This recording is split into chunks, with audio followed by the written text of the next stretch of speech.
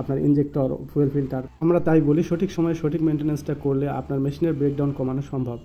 একটা মেশিন কেন নষ্ট হয়? একটা মেশিন নষ্ট হওয়ার পেছনে বেশ কিছু কারণ রয়েছে।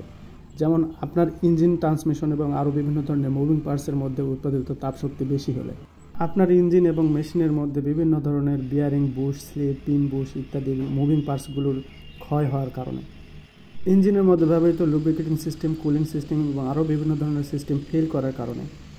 এছাড়াও আছে overload, manufacturing problem, site obstacle, কাজের পরিবেশ ইত্যাদি বিষয়ের উপর ইঞ্জিন ড্যামেজ হওয়া নির্ভর করে। আমাদের এক্সপিরিয়েন্স থেকে বলতে পারি, দু একটা মেজর প্রবলেম বাদ দিয়ে সবগুলো সমস্যাই মাইনর সমস্যা, যে সমস্যাগুলো সঠিক এবং সময় মতো মেনটেন্যান্সের মাধ্যমে রিডিউস করা সম্ভব।